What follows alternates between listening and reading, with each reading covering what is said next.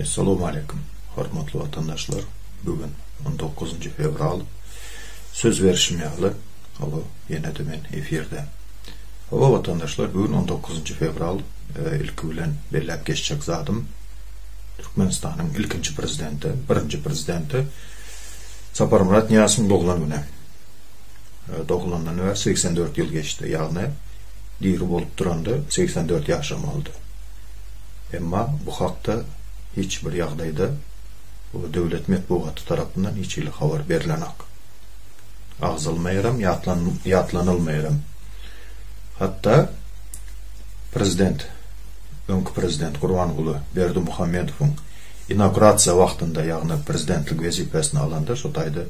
Näme diye men Beyik Saparmurat Türkmenbaşynyň yolu bilen giderim. Şoňa hormat koýan diýen manyda. Emma wagtyň geçmegi bilen yani kulturleşiniz geçildi. Bugünkü günem hiç ile adı ağzalmaya yadımızda olsa koşa bayram koşa toy deyip 19 fevralda hem prezidentin doğulan günü hem baydak bayramı deyip koşa toy belli halkımız. Bugünkü gün ananmasanız Google'a girip hatta seyredip bilersiniz baydak bayramı eltip 18. may günü bellenilen et koydular. Öyle bu kıskaça açacak zadım. Indi esası tema geçelim. 19. fevral. Söz verişmeyeli Farhat Durdiyev meselesinde her ayın 19'unda men efir açarım. O fikirlerimi aytıp durarım deyip söz verdim. Görüşünüz yalı efirde men.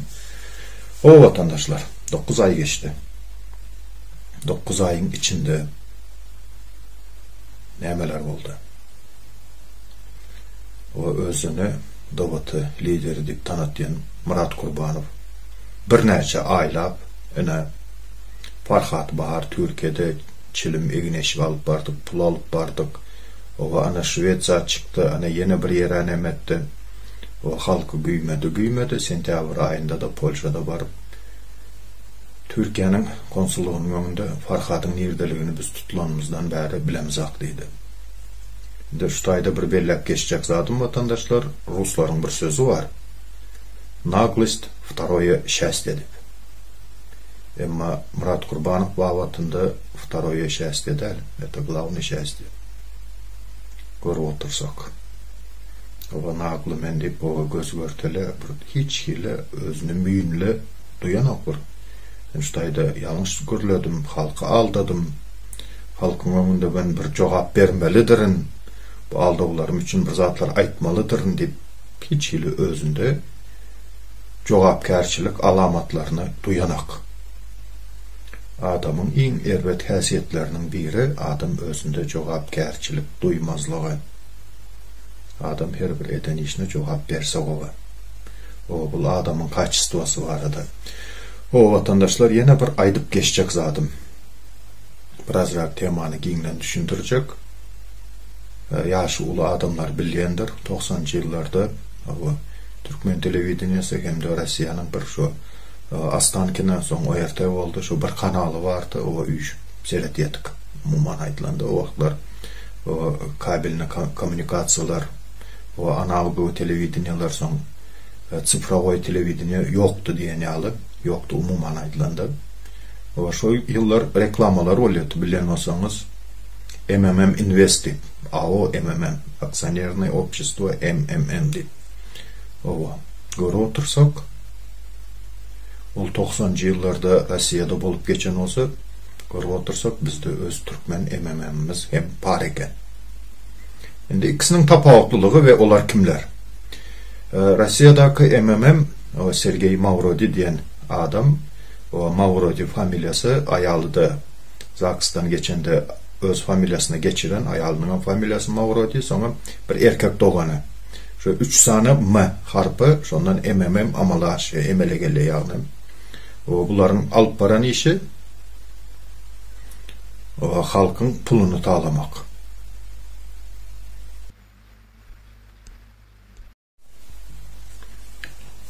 Indi Türkmen MMM kimler?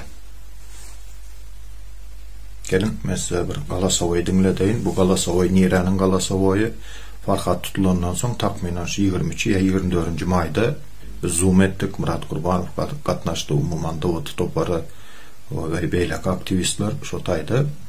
O Tursultan Taganova Murat Kurbanov'a gönden gün soru veriyor. Murat Kurbanov'um cevap veriyor.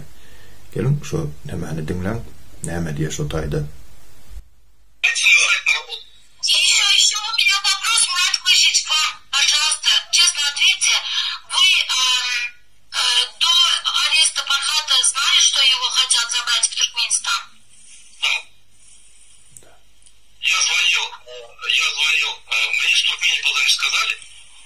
Я звонил Тончишу, сказал, надо ему передать. Потому что я позвонил, он на меня ругается, на мою мать ругается. Он говорит, ты меня подставляешь, ты меня сдашь. Я позвонил Тончишу. Тончиш сказал, Мамада Шумнер, я продам. Он вопрос Закову. Сказал, Мурат Разак, ты с ним выступаешь, поддерживаешь. Доведи информацию, ему надо убежать куда-то, потому что где его найдут, захватят. Мне информация пришла. Он мне говорит, Мурада, вот я так на него зол, да тут правильно, да, и вот я не буду звонить. Я и нашел контактное лицо, через кого я могу передать. Давайте сказать. Eşitiniz mi? Belki sesin hile pesraktır. O Tursultan Taganova soruyor. Murat Kurbanov, sen Farhat tutulmasından ozal biletin mi? Farhat'ın tutulacağını o elbette biletim. Ben Merdan'a ayttım diye, Merdan Tontiş'e ayttım. Sen şonu duydur deyip, yok men duyduracak del, o men sokulacak del deyip. O adamın kualı bir fark oluyor da şunu yağdaydı. O son ben de Murat Razakov'a da ayttım diye. Murat Razakov'um yok diye meni koşma bu zatlar. O adamlar koşulmalı der. O adam yansa yana versin. O bana değme. En esas zat. O bana değmeseniz böyle.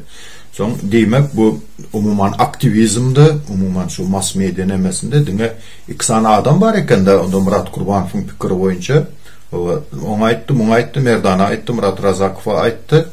O sen Farhat'a duydur deyip kutarda ondan başka aktivistler uğradı. O hiç ilenemedi, bilmedi.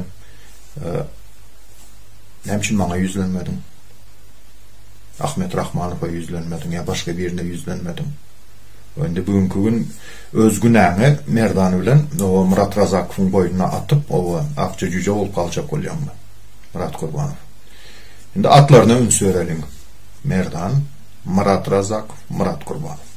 Yine MMM vatandaşlar. Şimdi Rusya'daki MMM'den bunun tapağıdı. Onlar adamları pul möçberinde çürkesi. Bu bizim Türkmen MMM'imiz adamı yakmak boyunca özünü tanıt diye. Yine tapağıdı. O vatandaşlar. Şimdi ondan başka ben geçen ay 19 yanvarda çıkış edenimden sonra 24 yanvarda bana cevap verip o video koyuyor.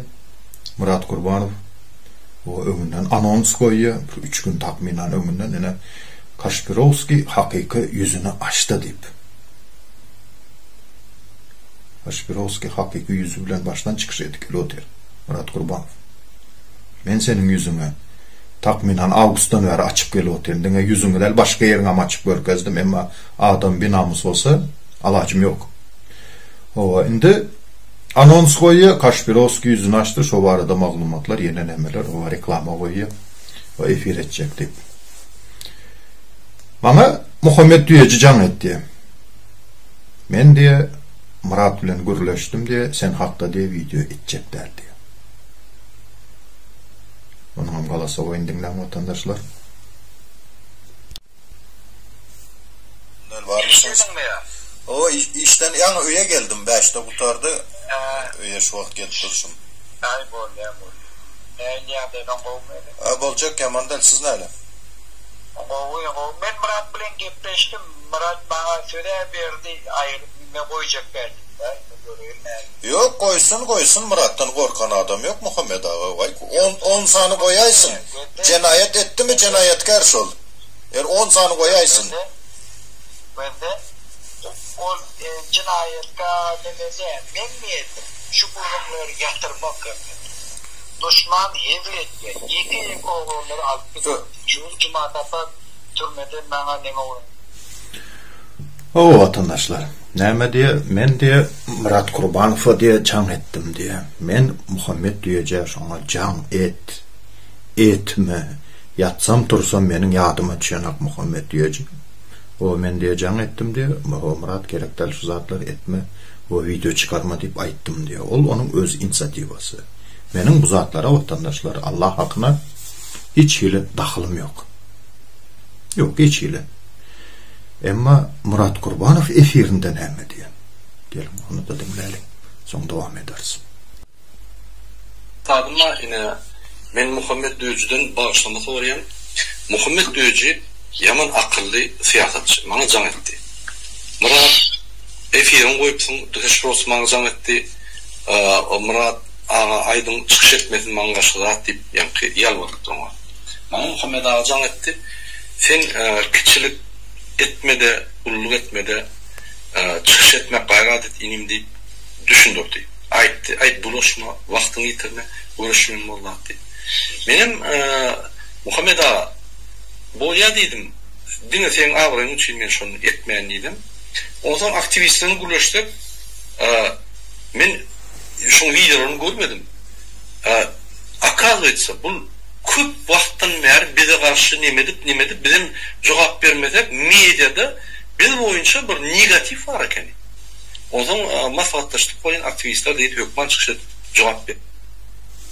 Çıkış edip cevap vermeli. Anha vatandaşlar dinlediniz.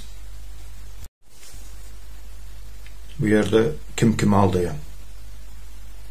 Murat Kurbanov Muhammed Döyücü'nü aldayımı ya da Döyücü Murat Kurbanov'u aldayımı? Komentariyada öz fikrinizi yazın. Ya da Murat Kurbanov halka aldayımı? Aslında Muhammed Döyücü bana can etti. Aytene yatsam tursam Muhammed Döyücü men yadıma çınak. Murat Kurbanov ulu ilin önünde näme diye hamana men can edenmişim Muhammed Döyücü hayır sol video çıkarmasın deyip. Anha suğutnamalar.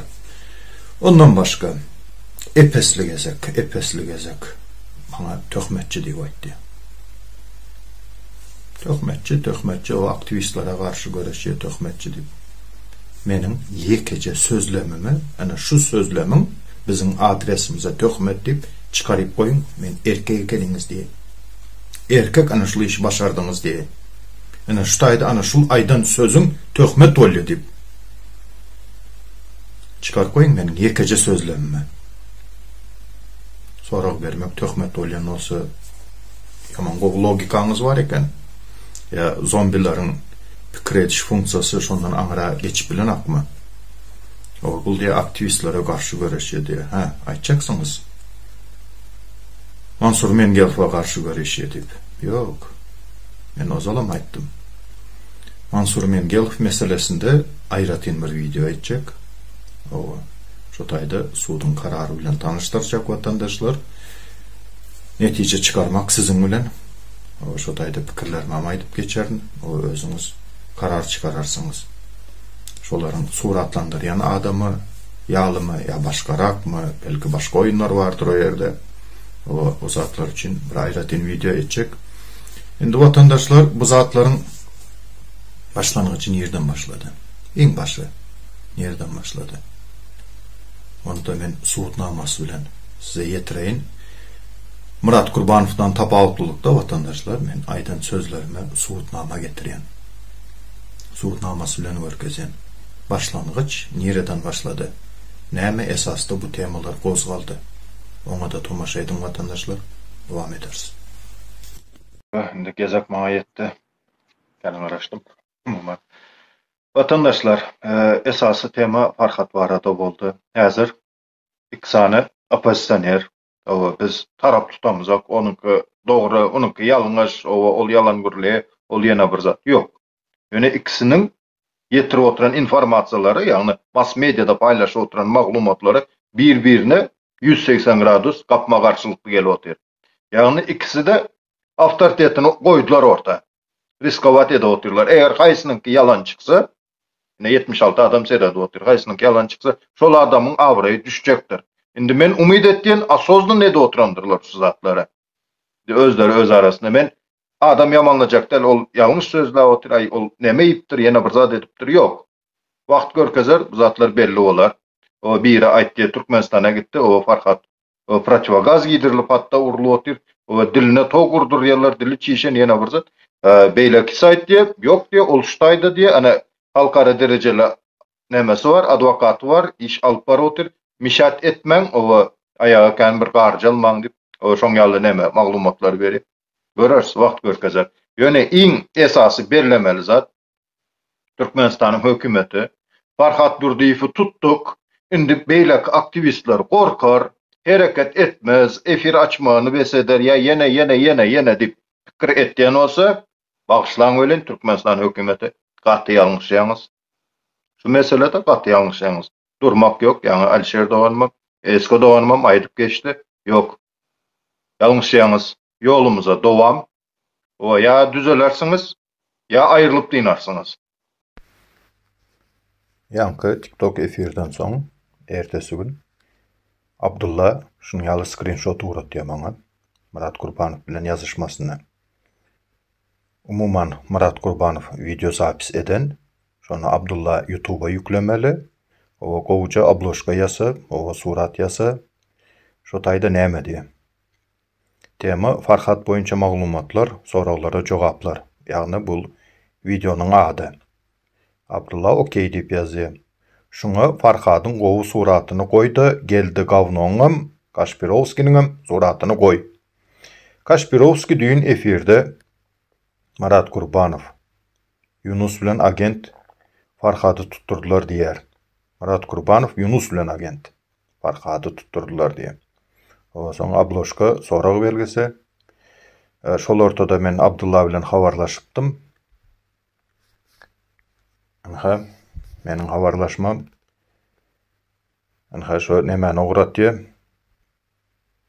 Kaşpirovski efirde Murat Gurbanow, Yunus bilen agent Farhady tutturdular diýe menim düşünmedim diýip ýazdym. Murat Gurbanow maňa ýazdy da, näme gerek uruşmak Atamradagy.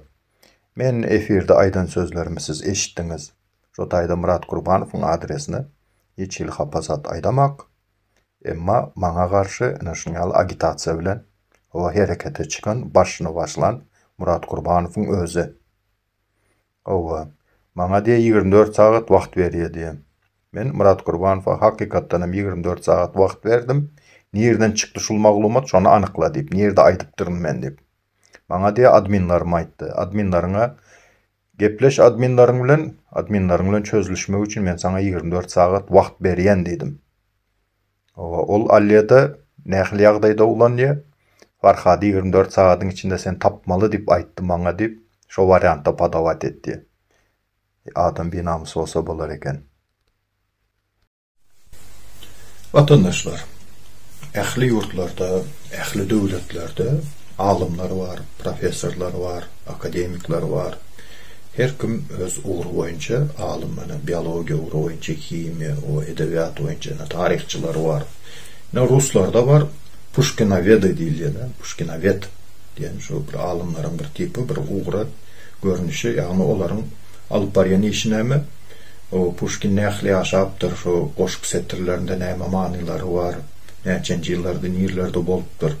O şonuň biografiýasyny izuçat edip öwrenip halk köpçüligine getirýärler. Etil biz Türkmenlerde hem bizde Mahtumul şynaslar var. Mahtumul'yň biografiýasyny öwrenýärler. O şo goşuk setirlerinde o giden giň many berip bilen o dana şahyr Mahtumul'yň goşuk setirlerini öwrenip şo ýerde näme diýjek boldy, näme many çykarmaly şo setirlerden, olara Mahtumul şynas diýilýär. Görüp otursak bu gece gündüzde vatandaşlar gen görmemiz mümkin, Atamrat şynaslar var eken. Nädip? Men özüm bilemek, o menin biografiýamy polny o suratlandyrýarlar. Nämemiş men polisiýa işgärmişim, polisiýada işlenmişim. Entek Türkmenistan'da baktım. O bu gece gündüz näme dip tutturdu pul diye, Bolgariýa gitjek bolýar diye, o Bolgariýa gaçyp çykjak bolýar, aýyna nämeler etdi. Öňrek bir sorady. Atamrat, sen Türkiýe'ye gaýtmankaň, o ýurtda wagtyň näme iş bilen meşgullandyň, näme işdi işlediň sen? O ýokary bilimli zat diýip mene gönüp gidin Murat Gurbanowdan soraň diýdim. Meniň biografiýamy ýazyp berdim, şondan soraň diýdim, şol dolu jogap berer, şol düşündürer diýdim. Menin de özüme degişli käbir zatları Murat Qurbanov'dan soramalı oldu. Tööleme Murat Qurbanov, Atamurat Şınas, vezifen kutlu mübarek olsun, berekella. O yana izucet edeninde gayrat et, o yanlışsız izucet et. O halkın önünde yalan gürlemeni başarıyamışım deyip, o kıybın varmış deyip, ken toslap yalan gürle oturma. Bölümü. O vatandaşlar, indiki temamız. Adam bilemek hozur üstüne, yani yaşına seyretmezden, vaktin geçmeğiyle bir psikiski rastroystolara sezavar oluyor. Köp adamlarda. Şoňaly sezavar oluyor. Aydanını, koyanını bilmeye. Näme deyip näme koyanını. Men ozalky videolarımda da subut ettim. O Murat Qurbanov Farhat Bavatında ınha diye biz de Farhat'ın nerdeligini biliyoruz. Izinden egneşip çilim pul alıp barýas diye. Şu videonun dowamında entek şu video gutarmanka biz de Türk hökümetine hat yazdık diye Farhat'ın nerdeligini bize anyklap berin diye. Videonun başında o egneşip çilim pul eltip oturan adam o videonun sonunda eýen bitireydi Farhat'ı. Bu näme demek? Bu näme? Şizofreni ama. Näme? Böyle sen Atamurat özünden toslap tapı otursun bu zatları. O yani aytmalmış deyse, gürlemelimiş deyse, gürle otursun deyip tapılacak zombilerim bolar elbette. Şu zombilerin dikkatine şu video materyalları görkeseyin seyredin. Şu temada yine de devam ederse vatandaşlar. Anlatın işgal çıktı. Cevapkarlı işgal dedi. Gayrat edin protest etmeyen yine bir doğun halklar bir yerde bir yat yurdu bize karşı olmak bir doğun halklar hatını verin dedi size cevap hükman verdi boyun ağladı. Ondan sonra biz gidip Türkmenistan'a men qaydyp geldim. Yıl geçti. Eşitdiniz mi? Protesttan soň men Türkmenistan'a qaytdym. Ýöne näme üçindir? Şol videonu udalit etdi. Yok YouTube'da şol video. Udalit etdi näme üçindir?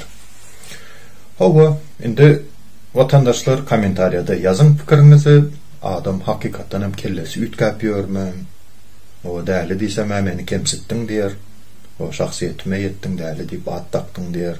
O sagdyn adamyň aýtjak gepine demeňzemeýe. O protest geçirip bolan soň da men Türkmenistan'a gittim diye. Indi bir wakany görürüm bereýin vatandaşlar şuýda belki size de şoňaly gawat wakalar durmuşda belki gawat gelendir. O adam gürlen wagty agaworka diýilýär, birden dilimden sypdy diýilýär türkmenlerde. Hakikat aýdylýar. Yalan zat aýdylmýar. Hakikat birden sypyp gitdi dilden. Bu hatta alımlar tarapyndan şu zatlar tasdiklanan. Oba. Indi ýa aýdyp berjek wakam bir tanış oglanım indi umuman yigitçilikdir diye bir gezýäni vardı. Gezýete öyle ilmeşin onu olup ayağının üstüne. Ayağından gizlin oğrunca. Soň şu gurrun öyle ay dost diye bir gün diye öýdäkiň adyny tutman diye şu gezýäniň adyny tutaýypdyryn diye. Dilimden sıpıpdyr diye. Bilmän durkady tötenleýin. Edil şoňaly tötenleýin belki Murat Qurbanownyň ağzından sıpan olmağı mümkün diye. Yani ayalımdan diye, zordan diye sıptım diye. Hälem diye, baktıma diye, bir uzakrak karındaşımızın diye. O adı mengzeş diye, attaş olan son diye, eşo düşme giripti diye. O şonu yatlağa oturdum, sağlığı zadı kovmuka. O kellemde şoltu, şonun adını tutukoyu veriptirin deyip diye. Edip zordan sıptım diye. Muman. Ondan başka ikinci videoda seyredim vatandaşlar. Yine devam edersin. Devlete halk gerekti bir işe yapışsa şonu aňartyna yetmese goýuran ok. Farhadyň işi bolsun, Türkmenistan'a düşeme fady ýadyňyzda bolsa tutully bir ultimatum oýup onu ýanky boşatdyk. Devlete halk topory nadёжный, stabil. Bu videonun netijesinde näme diýmeli? Allamurat Rahimov, jurnalist. Allamurat ağa, gözüňiz aýdyn. Görüp otursak Murat Düşemow çykypdyr. Davut'u çıkarttır, yani Murat Qurbanov çıkarttır. O, nerede kaçan çıktı Murat Düşemow? Şimdi ben bir zatı başarıyamışım deyip, könelerimizin bir sözü var. emeliyetse geçini 2.40 ardı. Indi yalan görlemek başarınığım barmış, ukuyubum barmış, yalan görlep biliyemişim dip, bu derecede yalan görlemek olmasa, Murat Kurbanov. Yaşama bir yere vardı, indi bu yaştan son, o ak gelse de, kara gelse de ağzına yalan görlep otursan, bu halk ne mi diyecek? Aldığına bir çak çeni vardır. O töhmetçi deyip halka alda gel otursun, bir sancak sözlemi koy diyen, o pısayıp kalyan, koyup bilen yok bir sözlem. Soraklara cevap vermekten geçtim. O soraklara, o inşallah sudda sorak cevap geçeriz. O sapalagat diyen, men Atamrad'ın numerini vermedim. O men adam vurdurmak niyetim yok, ay yine bir zatlar deyip. Ona da sudda cevap vereceksin. İyi gidecek yerim olmaz. Suudnamalar var elimde. Neçe sapalak atıver efirde. O başına oturan zombilerin tasdiklayandır. O Murat Kurbanov senin aydanın doğru, indiki aytacaklarının doğru deyip tasdiklayandır. Ama hani bakalı sulta tasdikladı biler miken? Hormatly vatandaşlar, körlere iki gruppa, iki topara bölünýär. Moralny körler ve fiziski körler. Buların tapawudy nämede? Fiziski köre gözü görmeyen adamı eline tayak verip şu tayağın uğru boyunca yolunu taparsın deyip tayak verip bolya hiç olmasa ya da bir zreynesi peselanosu aynak yani açki daktırıp bolya. Ama moralini köre ne açki ne de tayak peyda etmeye. Sen moralini kör düşündürüp olmayayım. Şu körlüğüne da galiye. Etil şu moralini körlerin toparına ben Murat Kurbanov'da koşuyan. Neyim için? Sen düşündüreyim. Öňde barýan de harekete, demokratik harekete Atamrat Saparov karşı göreşýärdi. Bu indi ondan başga bolýan Dawatanyň bir agzasy ekstremizme çağırış etdi. Hökümetin kellesini almaly diýip ağlaýa gatdy. Efirde meniň geçen gezekki videomda var. Indi ondan başga beýleki has anamly zombileri diýeýinmi, egindeşleri diýeýinmi? Bular näme öňe sürýär? Tribalizm öňe sürýär. Separatizm öňe sürýär. Hakyky arasda adamlar diňe aşkawatly.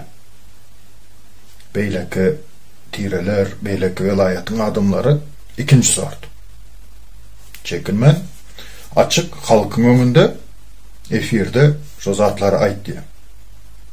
Indi yoldaş moralini kör agamız o zatlary belki görýändir, ya görse de belki görmezlikten gelýändir. O gelin şonu hem bir dinläliň, o özüňden toslap tapyp otursun diýip zombiler atak etmesin. Ne dinläň? Amerikalı bayramyň aýtýan sözleri. Hökümet gorkýar Murat Kurbanovdan gorkýar.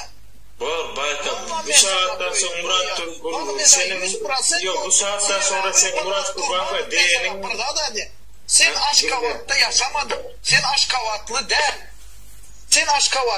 Sen ikinci sort adam. Seni hiç kim dinlemeye dost.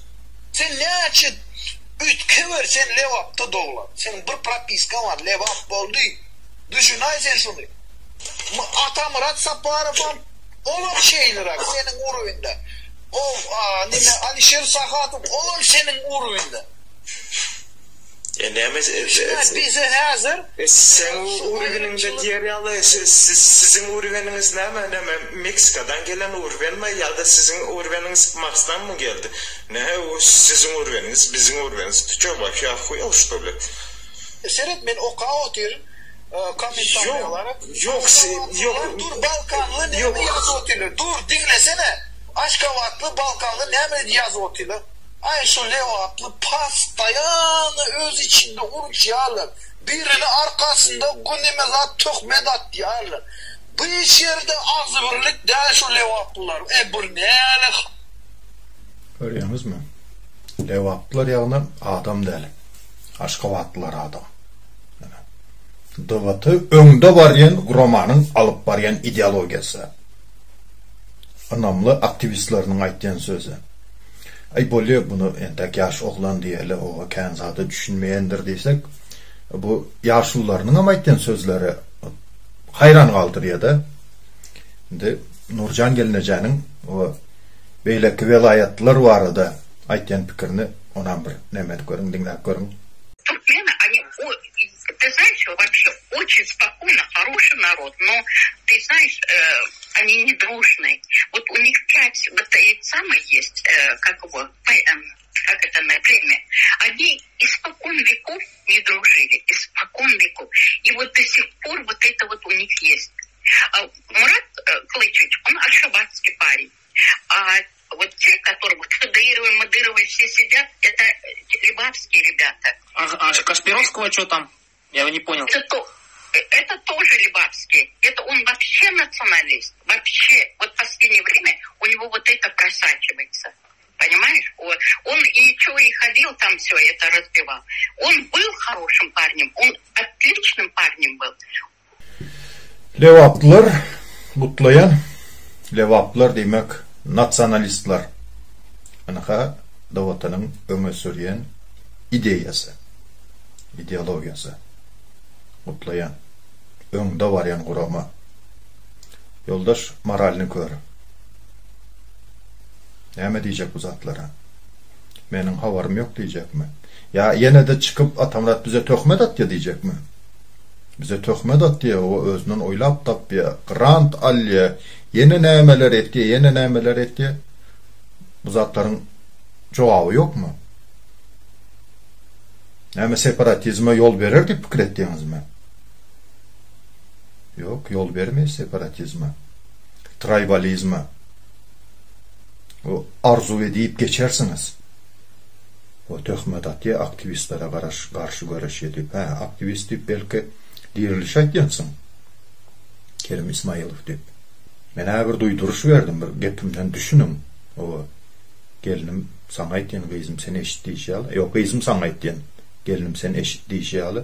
Men bir duýduruş berdim, şol eden işleriniz ýalňyş, ekstremizme çağırış bol diýip. O nämesi aktivist bolýar, ekstremizme çağırış eden adam kellesini almaly diýip. Onu sen aktivist hasaplaýan.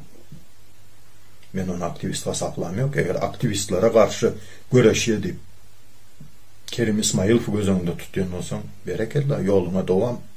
Ol sen üçin aktivistdir. Men üçin aktivistler. Umuman aýdylanda vatandaşlar ýene bir gezek ýatlatdy. 19 fevral günü 9 ay boldy. 9 ay boldy vatandaşlar. Men bu efire çıkmamın, şu temaları pozgap durmamın esası sebebi. Men ozal hem aýtdym, ýene de aýtdym. Ýadymyzda bolsa, o 14 ýaşlyca oglanjyk o urulup öldürüldü. Dattaway boldy. O Süleyman Tursunbayev öldürülendi. Dattaway o mass media gaýnady şu temada. Wagtyň geçmegi bilen häzir bu ýeje gündizde şonu ýatlaýanam ýok, ýatan ýer ýakty bolsun. Çağajaň. Ondan başga Lewap Mara tragediýasy boldy, harasat boldy. Şu döwürler, şu YouTube'a girsen, TikTok'a girsen, duruşuna şu videolar. Bugünkü gün ýatlaýanam ýok, oşun ýaly wakalar bolup geçdi diýip ýollar ýapyk döwüründe näçe kynçylyklar boldy umuman aýdylanda. Bugünkü gün ýatlanylmaýan şu zatlar unutuldy. Farhat temasy unutulmasyn diýip aýda bir gezek men çykyş ederdim diýip söz berdim. Mine 9 aýdan bäri men çykyş edip gelip oturýan vatandaşlar 9 aýyň içinde menin beren soraglarıma gaýraty ýetip erkek bolup, erkek durup ina Atamrat Saparov sen şunu ýaly sorag beripsiň, ina şul soragyna şul jogap diýip jogap berip bilmedik adam özüni siýasatçy hasaplayan olsa, şonu güçlü lider diýip adamlar kabul etýän olsa, menin hiç ýyly garşylygym ýok. Düşün izine. İzine düşün kolda, ol şahsy saýlawyňyz. Dolu hakyňyz var.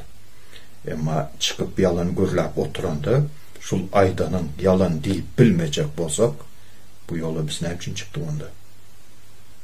O sorag beren adam onuň gözüniň öňünde näme boldy? Bul mehama işleýän, bul agent. Bul ýene bir zat. Ýok, şunu soragyna jogap bereýin diýen pikir gynansak da kuş kellesinde döremeýän bolmaly. Oňa biz dolu göz ýetirip oturýarys. Vatandaşlar, umuman aýdylanda düşünmedik ýeriniz olsa, kommentariýalarda ýazyp bilersiňiz. Düşünmedik zatyňyz olsa, men jogap bererim. Öpman soratda. şunluk bilen men efirimi geçirip utarýarym. Indiki 10-njy aýyň efirine men söz berjekler sebäbi işimken vatandaşlar o Murat Gurbanow aýtdy. O grant alýa ýene nämişetdi ýok menim edilsiz ýaly. O Qara zahmetli işläp beren adam menim. O şul yankı şu materialları cemlemek için epesli vakt yitirmeli işlerini ýadyp gelen soň o şu zatlar aňsatlar oturyp o niye bu neme işleri beýleki bu naharyjak nemetjak wagtyňa sarp etmeli şoňa öz şahsy wagtyňa sarp etmeli. Şonuň üçin indiki 10-njy aýyň nemesini men söz berip biljekler vatandaşlar eger alajy bolsa çykyp o jogap berjek bolar näme 10 ay hem geçti Farhat nirede dip. O yok eger bularga nemesine seretjek reaksiýasyny o ýene ayaga aldygyny çykyp ay ana töhmet atdy aktivistlere garşy göreşi ay ýene nämeler dip zombilandyň ýaşaýjylary zombiler toplary çykyp gürlejek bolsa onda hökman suratda jogap bermeli bolaryn 9 ay geçeli halkyň ýadyndan çykmaslygy üçin Farhat Meymankuliyev adlı aktivist vardı. Halkın geleceği için görüşüyeti. Ana şoluklan yandı. Maşenikların anamına girdi. O maşeniklar yaktı şonu deyip şu vakti içerli men aydıp geldim. Şeylekem beyleki aktivist egindeşlerime hem çağırış ettirin. Eğer Atamrad'ın vakti bolmadık ýagdaýynda o siz hem nemedin kaptaldan goldan o aydıp durun.